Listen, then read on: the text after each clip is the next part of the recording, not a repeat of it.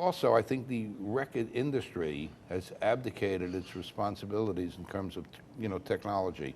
For years, technology was in favor of record growth. You had FM radio, big deal. It was very important back then to have the stereo thing. Then you had MTV. It was a big deal. I mean, it really did, the whole visual impact of the thing. And then you had the CD, so people got rid of the big old records and tapes and started to have CDs. So everything was in the growth. Now, all of a sudden, you have the internet, right? And all the old farts at the record companies don't know what to do with the internet, because people your age know little more what to do with the internet. 6-year-olds know what to do with the internet, but those guys don't know what to do with it. How is it that you had iPod developed by someone outside the record business? Shouldn't that have been Sony, don't you think? Who came up with a solution to that. So Sony is an also-ran. They came out with something recently, some nano microphone, camera. I mean, did you ever hear of it again? It came out 3 days later, it was gone. And you've had Apple take away the record industry's thunder. And I think the reason is that you have a bunch of old farts. Now, you can be an old fart and you can still have a young viewpoint. Who are afraid of the internet. They are inconsistent. The internet is great, it's great. Oh, we wish it would go away. Ask record people today the truth. If you could push a button, the internet would go away. Would you push that button? I think the answer is yeah, you'd push that button. Also, to go sue consumers, you're going to go get a bunch of college kids and you're going to go sue them. I mean, this is crazy. That's what they were doing. You sue 500 college kids. That's really wonderful. I mean, they're going to stop the whole thing because you sued 500 college kids who are your future consumers, right? Who go out and tell their friends, oh, fuck them, It's crazy. The internet thing is like schizophrenic to the record companies. I don't think they know what to do with it. There is a solution, or maybe more than one. I don't know it because I haven't really studied it, but it's got to be there. It seems a company like Sony should really have the handle on what you do with the internet that is consumer friendly, that is age friendly, and also you can make money on it. Steve Jobs came up with the best idea, to date.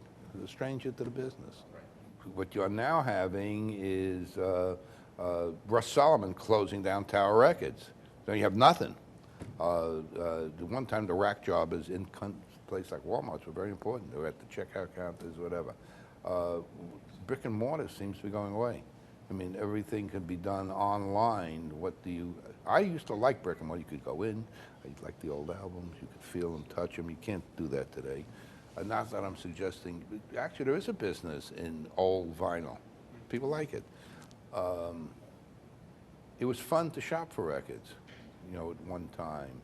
And the clerks were in record stores were very knowledgeable, and they actually knew what you were talking about, and they were into the artist.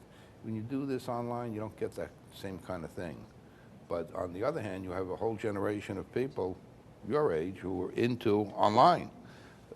Someone should have harnessed that to better serve the interests of the record business. I don't have the answer to it. The major aren't, I'm sorry to tell you, there don't seem to be any major labels around anymore. The only major label that you can think of is really Universal, which is not one label, but a whole bunch of labels. They seem to be doing okay. Their margins are not okay. I mean, there are bazillions of dollars worth of sales, and I don't know what to do, $100 million in profit. I mean, something like that, but it's not a lot. You had an article recently that EMI and Warner Brothers are racing each other for the bottom, okay? Now you have EMI is bought by some English guys, and the guy who is head of an English money fund is now going to run EMI. Ooh, crazy. They do have a big asset there, as you know. The publishing company is a big asset. And then you have Warner Brothers run by the older son of a very wealthy alcohol family, right? And the Bronfman kid. And I saw him on television the other day, and he was holding up some new kind of camera or something or other. He said, this is the future. Well, this is not the future. A hit record is the future. And the Warner Brothers thing, the guy who bought it and took it public, the guy from Texas, what's his name? I think it's Texas. Tommy Lee, the money guy. He did fine, but I don't think the shareholders are doing so fine. So you don't have EMI, you don't have Warner Brothers. You have Sony and BMG, the Japanese and the Germans. Sounds like 1939. We're at the brink of World War II. I don't know what they're doing. I just have no idea, and I don't care. And you have Universal, and that's sort of it. Universal's got a whole bunch of subsidiaries. You don't have major labels around today. I wouldn't work for a major label. We used to have fun. We really did have fun. We enjoyed it. We were fans in a way, like, oh, gee, I can't do that. You know, it's writing that song. I don't think you see that today.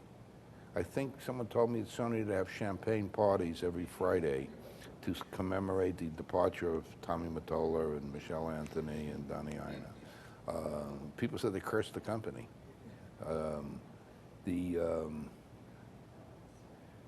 Who did I miss? Did I miss a company in here somewhere? No, I think that's it. So I don't know why you would want to work at a major company. Now, we used to have years ago. I don't want to sound like I'm reminiscing too much about the past. Had a bunch of small labels, Cap Records, and this one and that one, and British Decca, tons of labels. I mean, of significance, and a lot of artists came up through that. Even guys like Morris Levy, Roulette. You know, you had people coming up through that. You know, I don't think you have that today. There is a solution. I'm not sure what it is.